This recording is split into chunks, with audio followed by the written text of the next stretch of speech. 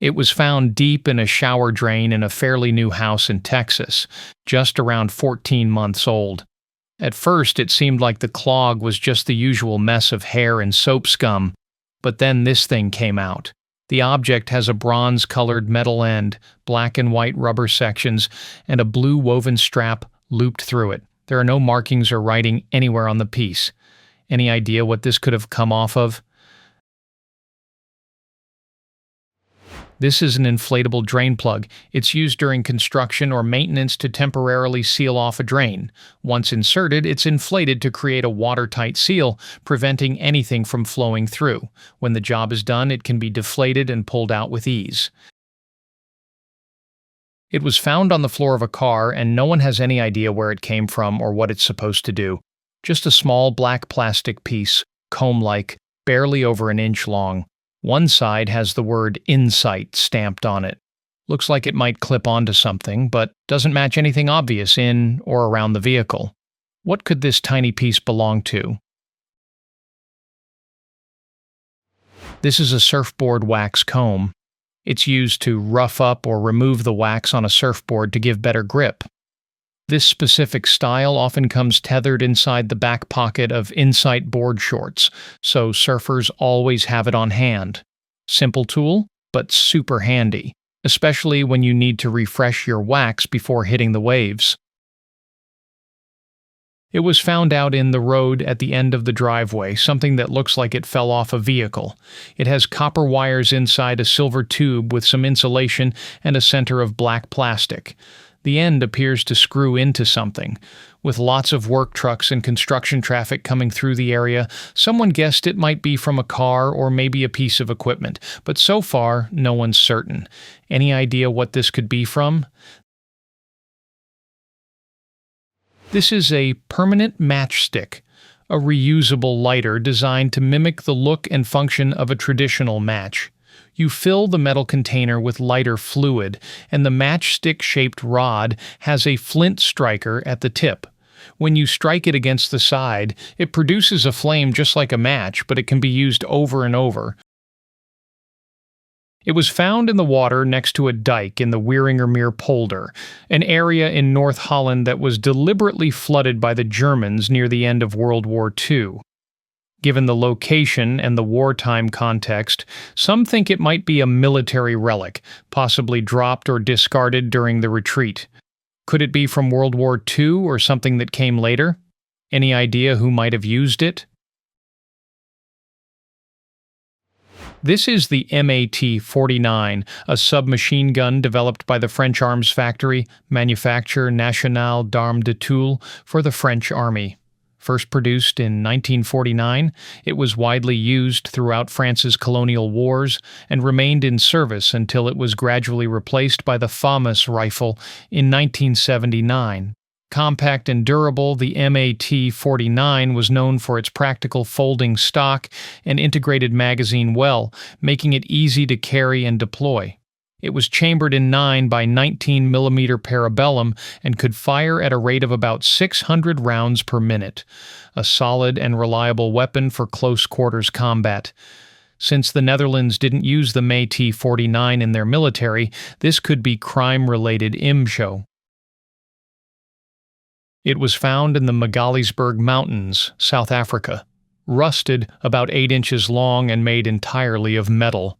No markings, no clear features beyond its weathered condition. Some think it might be agricultural, others suspect military.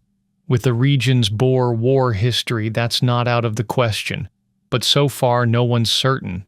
Any idea what this could have been used for? This is a clutch fork from a transmission.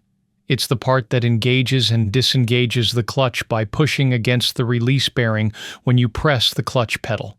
The ends of the fork sit around the bearing, and when moved by the linkage or hydraulic slave cylinder, it slides the bearing along the transmission shaft to release pressure on the clutch disc. Simple design, but essential for shifting gears smoothly. It's an old leather piece from a private antique collection, just a leather loop with buckles, all mounted to a wooden block.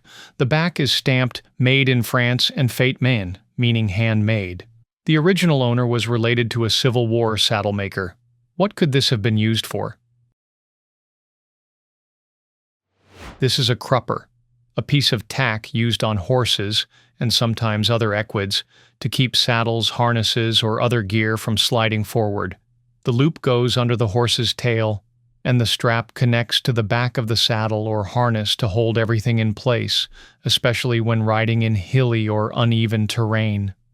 A crupper needs to be snug enough to keep the saddle or harness in place, but not so tight that the horse is irritated or the skin of the tail is damaged. Cruppers are adjusted to engage only when needed. Pressure is not meant to be constantly applied. If a crupper is too tight, it can cause severe chafing, discomfort, and sores. If it is too loose, the saddle or harness may not stay in the proper position. If used in an improper manner for too long a period of time, the horse may even become disabled in the hindquarters. The loop of a crupper is kept very clean. It was found inside a wooden chest from 1943 alongside other U.S. military items, a leather army pouch, a couple of ribbons, and then this, a small, lightweight metal flask that unscrews to reveal a tiny pin inside. The bottom is stamped Made in USA, Zrenia, and the inside shows signs of age, patina, with glimpses of gold-colored metal underneath. It seems too light and too small to be a personal liquor flask, and the pin inside makes it feel more purposeful, maybe medical. Any idea what this small mystery container might have been for? This is an antique sewing machine oil tin, likely from the early 1900s. It's missing the small metal dripper tip that would have been fitted to the top, used to apply precise drops of oil to sewing machine parts. Without the tip, it looks a bit plain, but the shape and size are pretty distinctive for sewing tool kits from that era. It was picked up at a recycling center in Australia. Not an antique, but not brand new either. The whole thing is about 16 inches long, made from plywood and what feels like steel or possibly cast aluminum, though it's heavy for that. The setup includes what looks like a fence and an adjustable metal gate that changes angle and height. Underneath, the base has what might be feet or some kind of locking mechanism. It looks like a woodworking jig or guide, but no one's quite sure what for. Any idea what this might have been used for? This is a miter box, used for guiding a saw to make clean, angled cuts, usually at 45 or 90 degrees. Carpenters and hobbyists use it for things like trim, molding, or small framing jobs where precision matters. It came from the toolbox of a World War II Navy veteran, but no one's really sure what it was for. The handle is wood, and the shaft is steel with a grooved split tip, almost like wings at the end. One is stamped Aircraft Tool Inc., LA, California, AT514, and the other says T1513A2. What could these have been used for?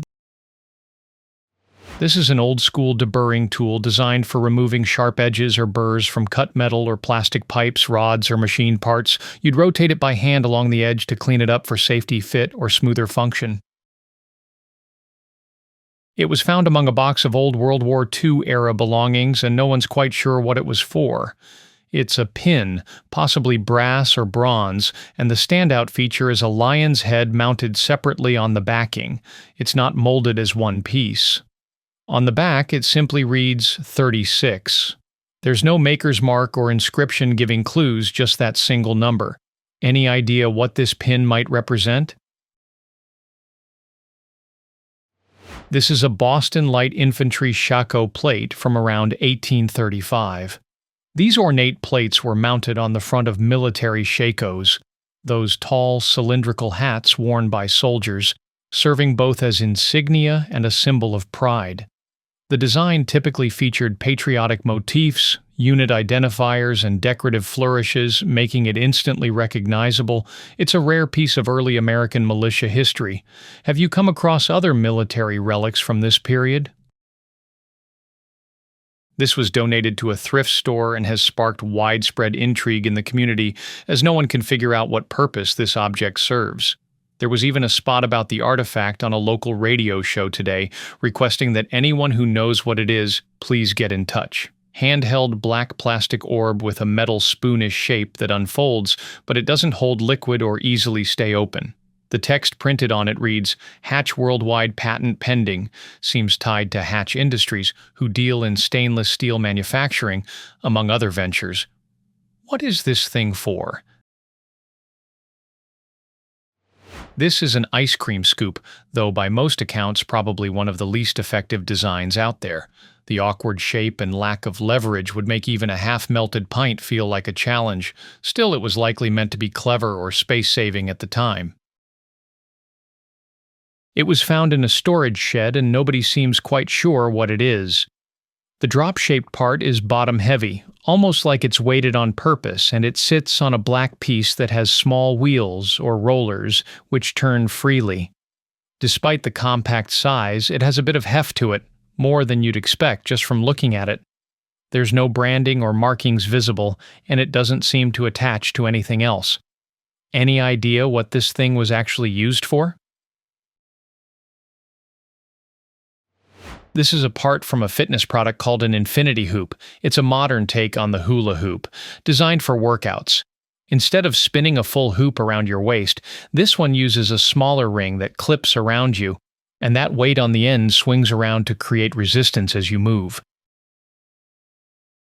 It was found at a yard sale, a 10-inch tall brass object that looks like it might have a purpose, but no one's sure what. The top has a removable lid with a small hole and the base is hollow. It's heavy and solid, which made some people think twice about calling it a lamp or oil burner. No markings, no electronics, any idea what this could have been used for? We'd love to hear your thoughts. Drop your answer in the comments below the video.